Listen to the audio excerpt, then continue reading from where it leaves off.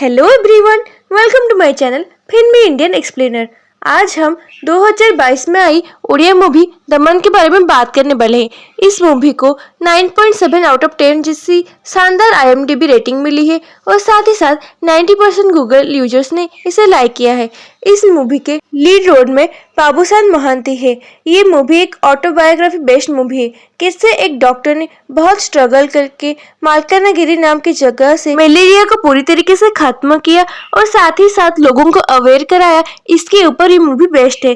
Kantara movie के बाद ये मूवी लोगों को बहुत पसंद आ रही है। ये मूवी डॉक्टर ओमकार होता के लाइफ के ऊपर बेस्ड है। तो चलिए शुरू करते हैं इस मूवी को। मूवी के शुरुआत में हमें 2015 की उड़ीसा की मालकानगिरी की सीन दिखाया जाता है, जो कि उड़ीसा से बिल्कुल कट ऑफ था। उसके बाद हमें डॉक्टर सिद्धांत को दिखाया जाता है, जो कि हाल ही में अपनी MBBS डिग्री लेके भुवनेश्वर से यहाँ सर्विस देने के लिए आया था। उससे गांव GY जाना होता है, इसलिए वो चाय की टपरी में पूछता है GY गांव जाने के लिए मैं कौन सा बस पकड़ सकता हूँ, पर वहाँ पर कोई बस नहीं था। वहाँ पे टपरी वाला एक जीप को दिखाता है जिसमें बहुत सारे लोग पहले से बैठे हुए थे और बहुत सारे लोग लटके हुए थे। वो बोलता है GY जाने के लिए सिर्फ ये एक ही जीप है और इसके सिवा कोई बस या कोई और वाहन भी नहीं था। इसलिए सिद्धांत भी सबकी तरह जीप में लटक के जाने की कोशिश करता है, पर कोई भी उसे थोड़ी सी जगह देने के लिए तैयार नहीं था। इसलिए वो बहुत मुश्किल से छत के ऊपर थोड़ा सा जगह पाता है और वहाँ पे बैठ के जीप की सफ़र तय करता है। कुछ देर बाद जीप आके एक नदी के किनारे रुकती है, जहाँ पर सिद्धार्थ को अब इस नदी को पार करके अपनी मंजिल तक पहुँचना होता है। फिर सिद्धार्थ एक बोट पकड़ता है और नदी पार करता है और जाके पहुँचता है प्राइमरी मेडिकल हेल्थ सेंटर। बड़ी मुश्किल से पहुंचने के बाद सिद्धांत कंपाउंडर और उसके असिस्टेंट रवि को देखता है, जहां पे रवि उसे इस जगह के बारे में थोड़ा सा एक्सप्लेन करता है। जब सिद्धांत उसे पीने के लिए मिनरल वाटर मांगता है तो रवि उसे सीधे नलकुएं से पानी लाके देता है, क्योंकि वहाँ पर कोई भी अच्छी फैसिलिटी प्रोवाइडेड नहीं थी। यहाँ पे नेटवर्क भी नहीं आता था और जब भी करंट आता था तो कुछ ही वक्त की होता था, फिर वो चला जाता था। यहाँ पर मच्छर का तो और ही अलग तरीके से भय था। अब रवि सिद्धांत को उसके क्वार्टर पे ले जाता है, जो कि जंगल के बीचों बीच बना हुआ था। जब सिद्धांत खिड़की खोलने की कोशिश करता है तो रवि उसे टोकता है, क्योंकि वो बताता है कि इसके अंदर से सांप आ सकते हैं घर में। दूसरी तरफ घर में सीलन की अलग ही बू थी, जिससे इससे कई सालों से साफ ना किया गया हो और ये सीलन की बू सहना सिद्धांत के लिए बहुत मुश्किल हो रहा था। इसलिए वो अपनी बॉडी स्प्रे निकाल के चारों तरफ छिड़कने लगता है। दूसरी तरफ यहाँ पे कोई इलेक्ट्रिसिटी नहीं थी और रात में मच्छरों का झुंड आके सिद्धांत की खून पीने लगता है। इस सब से वो बहुत परेशान हो जाता है। पूरी रात सिद्धांत नहीं सो पाता और इसलिए वो डिसाइड करता है कि ये जॉब से रिजाइन देके वो यहाँ से चला जाएगा। यहाँ पे हमें सिद्धांत की पास्ट दिखाया जाता है, जहाँ पे वो बहुत अच्छा डॉक्टर होता है। इसलिए उसने प्लानिंग की थी MBBS डिग्री लेने के बाद वो भुवनेश्वर के एयरपोर्ट के पास अपना एक क्लिनिक खोलेगा और एक अच्छी ज़िंदगी बिताएगा। पर उड़ीसा के गवर्नमेंट रूल के हिसाब से जिन लोगों ने उड़ीसा की गवर्नमेंट मेडिकल कॉलेज से पढ़ाई की है, उन लोगों को 5 साल तक किसी रूरल एरिया में जाके सर्विस देना होता है, नहीं तो उन्हें 5 करोड़ रुपए वापस उड़ीसा गवर्नमेंट को देना होता है, जो कि एक मिडिल क्लास फैमिली के लिए ना के बराबर होता है। सिद्धांत की फ्रेंड्स की पोस्टिंग भुवनेश्वर के आसपास इलाके में ही हुआ था, पर सिद्धांत का बैड लक था कि उससे सबसे ज़्यादा कटअप एरिया उड़ीसा के मालकानगिरी में पोस्टिंग हुआ था। और इससे भी ज़्यादा बुरी बात ये थी कि यहाँ पे कोई फैसिलिटी अवेलेबल नहीं था। उसने इस सब को चेंज करने के लिए बहुत कोशिश की थी, पर इसका कोई फ़ायदा नहीं था और इसलिए उसने डिसाइड किया था अगले दिन वो रिजाइन देके वापस चला जाएगा, क्योंकि यहाँ पे वो बहुत मजबूरी की वजह से आया था और अब वो जाने का मन बना चुका था। अगले दिन जब सिद्धांत रवि के साथ नदी की तरफ जा रहा होता है, तब वहाँ पर एक आदमी अपनी छोटी सी बच्ची को लेके आता है और अपनी बच्ची को बचाने के लिए रिक्वेस्ट करने लगता है। सिद्धांत वापस आता है अपने क्लिनिक पे और रवि को उसका फीवर चेक करने के लिए कहता है। जब रवि उसका फीवर चेक करता है तो 104 डिग्री फीवर होता है और तब वो लड़की बेहोश होती है। तब वहाँ पे काम करने वाली एक नर्स आती है और वो डॉक्टर सिद्धांत से बोलती है उससे मलेरिया चेक करें। तब उसकी मलेरिया टेस्ट होती है, जहाँ पे वो पॉजिटिव दिखाई देता है। तब वो नर्स डॉक्टर सिद्धांत से कहती है इस तरह इस गांव में हमेशा मलेरिया फैला हुआ रहता है और इस वजह से बहुत सारे लोग अपनी जान गंवा चुके हैं। तब डॉक्टर सिद्धांत रियलाइज करता है कि यहाँ पे मलेरिया कितनी सीरियस तरीके से फैला हुआ है। यहाँ पे डॉक्टर सिद्धांत उस बच्ची को ड्रिप लगा के मलेरिया मेडिसिन दे के जाने लगता है, क्योंकि उसे उसके बोर्ड पकड़नी होती है। पर तब वहाँ पे वो एक कोटेशन देखता है जहाँ पे लिखा होता है, ईश्वर हर जगह नहीं रह सकते, इसलिए उन्होंने डॉक्टर्स बनाए हैं ताकि लोगों की जान वो लोग बचा सके। अभी वो आदमी आके डॉक्टर सिद्धांत को बताता है, हमारे गांव में बहुत सारे लोगों को यही बीमारी है और इसे लोग जादू टोना या फिर भूत चढ़ना भी कहते हैं। इस वजह से बहुत से लोगों की डेली मौत होती रहती है, इसलिए आप आके उन लोगों को समझाएं इस बारे में, उन लोगों को इसकी जानकारी दे ताकि हम उन लोगों को अवेयर करके उनकी जान बचा सके। तभी वहाँ पे रवि आता है और डॉक्टर सिद्धांत को बोलता है कि बच्ची को होश आ गया है। जब डॉक्टर सिद्धांत बच्ची की मासूम चेहरे को देखते हैं तब वो अपने जाने के प्लान को कैंसिल कर देते हैं और वो रवि से बोलते हैं, हम उस आदमी के साथ उसके गांव जाएंगे और वहाँ पे मलेरिया टेस्ट करके उन लोगों को दवाई देंगे और उन लोगों को ठीक करेंगे, साथ ही साथ उनको हम अवेयर करेंगे। जिस बात को सुन के रवि बहुत डर जाता है और वो बोलता है, यहाँ पे जादू टोना बहुत विश्वास करते हैं लोग और साथ ही साथ ये गाँव नक्सली है, जिस वजह से जान की खतरा हमेशा रहती है। तब डॉक्टर सिद्धांत उसे समझाते हैं, सबसे बड़ा इंसान का भय होता है मौत, और जब इंसान मौत को नहीं डरता तो वो कुछ भी कर सकता है और हमें उन लोगों को बचाना होगा, उनको मौत के मुंह से वापस लाना ही होगा। ऐसे करके अगले दिन जाने की तैयारी करने के लिए बोलते हैं। फिर वो दोनों बहुत मुश्किल से कभी गधे तो कभी घोड़े के ऊपर बैठ के उस गांव तक पहुंचते हैं, जहां पे उनके लाइफ के एक बहुत बड़ा स्ट्रगल शुरू होता है। ये एरिया एक हिल एरिया होता है जहाँ पे वो एक इंसान के घर जाते हैं जिसकी बेटी मलेरिया से पीड़ित थी। तब वो इंसान उनसे बात करने से साफ इनकार कर देता है। फिर डॉक्टर सिद्धांत अपनी स्टाइल में उसे समझाते हैं और फिर वो अपनी बेटी की इलाज इस डॉक्टर से करवाने के लिए तैयार हो जाता है। ऐसे ही रवि और सिद्धार्थ मिलकर वहाँ के लोगों की टेस्ट करते हैं और उन लोगों को मलेरिया की मेडिसिन देते हैं, जिस वजह से बहुत सारे लोग ठीक होने लगते हैं। अब सिद्धार्थ को भी इस जॉब में अच्छा लगने लगा था, उसकी मन यहाँ पे लगने लगा था और उसके लिए अब ये सब डिफिकल्ट नहीं था। रात को रवि सिद्धार्थ को बताता है, ऐसे 150 गांव और है जहाँ पे मेडिकल की फैसिलिटी बिल्कुल भी नहीं है और इसी वजह से लोगों की मौत हो रही है। यहाँ के लोग सिर्फ जादू टोना को ही मानते हैं, उन्हीं को अपने भगवान मानते हैं और वो जो भी कहते हैं वही करते हैं। यहाँ पे रवि अपना एक एक्सपीरियंस बताता है जहाँ पे वो बताता है, एक प्रेग्नेंट औरत उसकी आंखों के सामने दम तोड़ देती है कि उसे टाइम से हॉस्पिटल नहीं लाया गया और जादू टोने की वजह से वो अंधविश्वास में ही रहे। इसी बात को सुन के सिद्धार्थ को बहुत दुख होता है। अब उसके अगले ही दिन जाके सिद्धार्थ अपने सीनियर अधिकारी से मिलता है, जहाँ पे वो उस 150 गाँव की प्रॉब्लम्स उन्हें बताता है और उन्हें मेडिकल ट्रीटमेंट के लिए हेल्प मांगता है। पर उसके सीनियर अधिकारी उससे साफ इनकार कर देते हैं और बोलते हैं, तुम्हें जो भी करना है खुद से करना होगा। और इस बात को सुन के सिद्धार्थ निराश होता है जरूर, पर उसका हिम्मत नहीं टूटा। अब वो अकेले ही रवि के साथ एक गांव की ओर निकल जाता है, जहाँ पे वो देखता है एक गांव में कुछ रिचुअल्स चल रहे होते हैं और वहाँ पे एक लड़की को लाया जाता है जिसे बहुत तेज बुखार था और उसके पिता उसे लाए थे। वहाँ पे वो उससे ठीक करने के लिए बोल रहे थे। तब वो तांत्रिक उन्हें उस लड़की के ऊपर 108 बार ठंडे पानी डालने को कहता है। ये सुन के सिद्धार्थ शॉक हो जाता है और वो आगे बढ़ के उन लोगों को रोकने की कोशिश करता है, पर इसका कोई फायदा नहीं था। वहाँ पे रवि उसे रोक लेता है और बोलता है, अगर आप अभी गए तो हमारे लिए और मुश्किल बढ़ जाएगी, क्योंकि इन लोगों का उस तांत्रिक के ऊपर पूरा भरोसा है। इसलिए वो उससे किसी तरीके से रोक लेता है और सिद्धार्थ भी गुस्से में वहाँ से चला जाता है। फिर अगले दिन रवि आके उससे खबर देता है कि उस लड़की की मौत हो चुकी है। ये सुन के वो बहुत गुस्सा होता है, खुद से भी वो बहुत दुखी होता है। अब सिद्धार्थ को बहुत बुरा लग रहा था, इसलिए उसने ठान लिया था अब वो लोगों को सही रास्ते में लाके रहेगा, उन्हें सही रास्ता दिखा के रहेगा। और इसलिए वो रवि के साथ चारों तरफ गाँव में जाता है, उन्हें मलेरिया के बारे में बताता है और उन लोगों की ट्रीटमेंट भी करता है। इस तरह वो बहुत सारे गाँव में जाते हैं और लोगों को ठीक करते हैं। इसलिए सिद्धार्थ ने अपना गेटअप भी चेंज कर लिया था।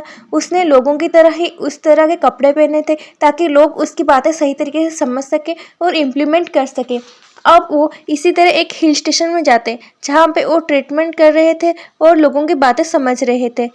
उसी वक्त सिद्धार्थ के कैंप पे कुछ नक्सली लोग हमला कर लेते हैं, जहाँ पे वो सबको अपने गन पॉइंट पे रख लेते हैं, क्योंकि उन्हें पता चला था उनके खिलाफ रघु नाम के किसी व्यक्ति ने एफआईआर दर्ज किया है और इसलिए पुलिस उन्हें ढूंढ रही है। अब वहाँ पे रघु आके बताता है, मैंने ऐसा कुछ भी नहीं किया, इस टाइम पे मेरी वाइफ प्रेग्नेंट है और उसे बहुत ज़्यादा लेबर पेन हो रहा है, इसलिए मुझे प्लीज़ छोड़ दे। ये कहने के बावजूद भी नक्सली लोग उसे नहीं छोड़ते और सिद्धार्थ को भी इन सब से दूर रहने के लिए बोलते हैं। अब वहाँ पे नक्सली लोगों के डर की वजह से कोई भी रघु की वाइफ की हेल्प नहीं करता।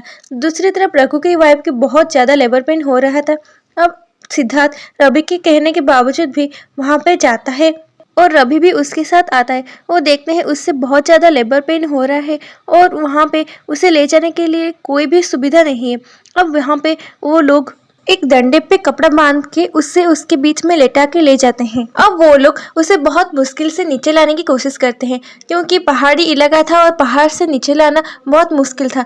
तभी वहाँ पे बारिश का मौसम आ जाता है, पर वो लोग बहुत मुश्किल से उसे नदी तक लाते हैं, जहाँ पे रघु की वाइफ की हालत और भी खराब हो चुकी थी और वो देखते हैं कि वहाँ पे कोई भी बोट अभी अवेलेबल नहीं था।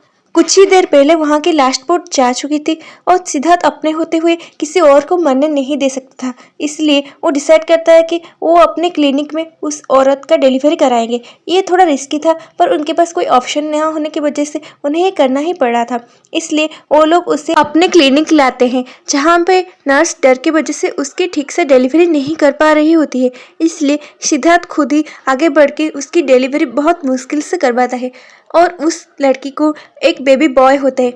ये देख के वो दोनों रवि और सिद्धार्थ बहुत ही खुश हो जाते हैं और बहुत ही इमोशनल हो जाते हैं। अगले दिन रवि सिद्धार्थ को दूसरे गांव जाने के लिए बोलता है, पर वो मना कर देता है, क्योंकि लोग ना ही उनकी बातों को समझने की कोशिश करते हैं और ना ही उनकी बातों को मानते हैं। पर तभी रवि को कुछ बाहर से आवाज़ सुनाई देता है और वो देखते हैं कि रघु के साथ बहुत सारे गाँव वाले बाहर खड़े थे। उन्हें लगता है कि शायद वो उनकी लड़की को लेके आ गए थे, इसलिए वो लोग आए हैं। पर तभी रघु आगे आता है और डॉक्टर सिद्धार्थ को थैंक्स कहने लगता है, क्योंकि उसने उसकी पत्नी और उसकी बच्ची की जान बचाई थी, साथ ही साथ उसकी डिलीवरी सेफली किया था। और ये देख के सिद्धार्थ भी ज़्यादा इमोशनल हो जाता है। गांव के सारे लोग उसके सामने झुक के उसको सम्मान देते हैं। उसने बिना किसी स्वार्थ के सबकी सेवा की थी और आज उसकी सेवा के फल मिल रहा था। लोग उससे वाह दे रहे थे, उसकी बहुत सारी तारीफें कर रहे थे और ये देख के उसके दिल भर आता है। अगले दिन वही आदमी आता है जो पहले अपनी बेटी को लेके मलेरिया के लिए आया था और उसकी बेटी को आज फिर से दोबारा मलेरिया हो गया था। अब सिद्धार्थ उसके पिता के भी मलेरिया टेस्ट करता है और वो भी पॉजिटिव आते हैं। इससे उसे ये पता चलता है कि गांव में कुछ लोग ऐसे भी हैं जिनकी सिम्टम्स नहीं दिखाई दे रही थी और वो भी मलेरिया पॉजिटिव थे और इसके लिए एक ही सोल्यूशन था, मॉस्किटो नेट का यूज़ करना। पर इतने सारे लोगों को मॉस्किटो नेट यूज़ करना नहीं आता था और ना ही वो लोग एफोर्ड कर सकते थे, इसलिए वो CDMO सर को MLIN मॉस्किटो नेट प्रोवाइड करने के लिए रिक्वेस्ट करता है। MLIN मॉस्किटो नेट ना ही एक सिंपल सा नेट होता है जो कि मच्छरों को सिर्फ रोकता है, बल्कि उनको पूरी तरीके से ख़त्म करता है और ये मलेरिया प्रिवेंशन के लिए एक बेस्ट एफर्ट था। पर CDMO सर के पास इतना बजट नहीं था, इसलिए वो सिद्धार्थ को CMO सर से बात करने के लिए कहते हैं और सिद्धार्थ फिर CMO सर से बात करने की कोशिश करता है और उन्हें मनाता है। फिर लोगों को कुछ दिनों के बाद CMO सर के ऑर्डर से LLIM नेट प्रोवाइड किया जाता है। अब सिद्धार्थ निश्चित हो जाता है, क्योंकि उसे लगता है कि लोग इसका सही यूटिलाइज करेंगे और अब मलेरिया पूरी तरीके से प्रिवेंट हो जाएगा। पर लोग तो इसके अलग ही यूटिलाइज करते हैं। लोग इसे अपने खेतों में चिड़िया को भगाने के लिए यूज़ करते थे, छोटे बच्चे खेलने के लिए यूज़ करते थे और साथ ही साथ माँ अपने बच्चों के पालने के लिए इसे यूज़ करते थे। और इस वजह से इसकी गलत यूटिलाइजेशन होने की वजह से मलेरिया दोबारा अपनी प्रकोप दिखाने लगती है और फिर धीरे धीरे लोगों के अंदर फिर से मलेरिया बढ़ने लगता है और लोगों की बहुत ज़्यादा मात्रा में मौत होने लगती है और इस बात से सिद्धार्थ बहुत दुखी हो जाता है। अब इस केस में मीडिया भी इन्वॉल्व हो चुकी थी। दूसरी तरफ कलेक्टर को मिनिस्टर सब बहुत सुनाते हैं, क्योंकि उनकी लापरवाही की वजह से ये सब हुआ था और वो इस केस को जल्द से जल्द सॉल्व करने के लिए कहते हैं। ताकि उनके ऊपर से सारे इल्जाम हट सके। दूसरी तरफ सिद्धार्थ, नर्स और बहुत सारे लोग अपनी जी जान से लोगों को बचाने में लगे हुए थे। तभी एक बच्चे की तबीयत बहुत ज़्यादा खराब हो जाती है, जिस वजह से उसकी मौत हो जाती है और ये सब सिद्धांत के आंखों के सामने हुआ था, इसलिए वो अंदर तक हिल जाता है और टूट जाता है। ये सीन सच में बहुत इमोशनल करने वाली होती है। रात में वो रवि को बताता है, इंडिया के लोग चांद तक तो पहुंच गए, बहुत सारे इन्वेंशन भी कर लिए, बहुत सारे रोबोट भी बना लिए, पर एक सिंपल मस्कीटो जो इतने लोगों की जान ले रहा है उसे नहीं मार सकते, उसे प्रिवेंट नहीं कर सकते, तो इतनी सारी टेक्नोलॉजी का क्या फ़ायदा है। इसलिए सिद्धार्थ ने ठान लिया था कि अब उसे लोगों को अवेयर करवाना ही होगा, इसी तरीके से ही उनकी जान बच सकती है, जिससे वो LLIM नेट का सही यूज लोगों तक पहुंचा सके और इस तरह मलेरिया का प्रिवेंशन हो सकेगा। पर 150 गांवों तक ये बात पहुंचाना बहुत मुश्किल थी और इसलिए एक बड़ा सा टीम चाहिए था। इसलिए सिद्धार्थ ने CMO सर से बात की और CMO सर को कलेक्टर सर की हेल्प लेने के लिए कहा, ताकि बाकी डिपार्टमेंट के लोग भी इसमें शामिल हो सके। और इस तरीके से CMO कलेक्टर सर के साथ मीटिंग करते हैं, जिसमें सिद्धांत भी शामिल होता है। मलेरिया को कैसे प्रिवेंट किया जा सके और कैसे लोगों को ज़्यादा अवेयर किया जा सके, इसके ऊपर डिस्कशन करते हैं। और यहाँ पे एक बड़ा सा टीम बनाया जाता है, जिसमें बहुत सारे लोग डिफरेंट डिपार्टमेंट्स के भी शामिल होते हैं और लोगों को अवेयर करने की कोशिश करते हैं। इस मुहिम का नाम दमन रखा जाता है, क्योंकि यहाँ पे मलेरिया के मच्छरों को प्रिवेंट करना था, साथ ही साथ उनकी वंश वृद्धि को भी रोकना था, इसलिए इसका नाम दमन रखा गया था। कुछ सोचने के बाद कलेक्टर इसे परमिशन दे देते हैं। इसमें बहुत सारे हेल्थ टीम वर्कर्स, साथ ही साथ पुलिस भी शामिल होते हैं। इसमें नक्सली लोग भी इनका साथ दे रहे थे और वो भी लोगों को LLIM नेट यूज करने के लिए धमका रहे थे, जिस वजह से लोग बहुत अवेयर हो गए और वो अब ढोंगी बाबा या फिर कोई तांत्रिक नाम की चीज पे विश्वास ना करके सिद्धांत के साथ देने लगे थे। पर अभी भी कुछ लोग ऐसे थे जो LLIM नेट का यूज नहीं किया करते थे, इसलिए सिद्धांत की टीम ने रात में घंटी और माइक लेके उन्हें अवेयर करना शुरू कर दिया, ताकि लोग हमेशा अवेयर रह सके, हर टाइम LLIM नेट का यूज कर सके। और इस वजह से यहाँ की केसेस घट के ना के बराबर हो गए थे। अब इस मिशन की प्रोग्रेस चेक करने के लिए यहाँ पर एक टीम आती है, जिन्हें इसके बारे में एक रिपोर्ट बनानी थी। अब वो गांव के आधे से भी ज़्यादा लोगों का मलेरिया टेस्ट करते हैं और यहाँ पे मलेरिया किसी को भी नहीं होता और ये एक बड़ा सक्सेस रेट था, जिसकी वजह से उस गांव में मलेरिया पूरी तरीके से ख़त्म हो गया था। और इसकी सबसे बड़ा था सिद्धार्थ और उसका एफर्ट, इसलिए वो टीम उसे थैंक यू कहती है और साथ ही साथ कांग्रेस करती है। तब वो कहता है, मैंने एक बार पढ़ा था, भगवान हर जगह हर किसी को नहीं बचा सकते, इसलिए उन्होंने डॉक्टर को बनाया है और एक अच्छा डॉक्टर वही होता है जो कि बीमारी के साथ बीमार को भी क्योर करे। अब चारों तरफ सिद्धार्थ की वाहवाही होने लगती है और इसी बीच उसकी ट्रांसफ़र का भी वक्त आ जाता है, क्योंकि अब तक 5 साल पूरे हो चुके थे। अब वहाँ के लोग बहुत दुखी होते हैं, पर फिर भी वो सिद्धार्थ को बहुत सम्मान देके उसे बोट में छोड़ते हैं। और यहाँ पे सिद्धार्थ के जाने के साथ ये मूवी यहीं पे ख़त्म होती है। इस मूवी का रिव्यू बहुत अच्छा है और लोग भी इसे बहुत ज़्यादा पसंद कर रहे हैं। इस मूवी में बहुत सारे इमोशन को दिखाए गए हैं और सही तरीके से दिखाए गए हैं, इसलिए ये मूवी बहुत फेमस हुई है।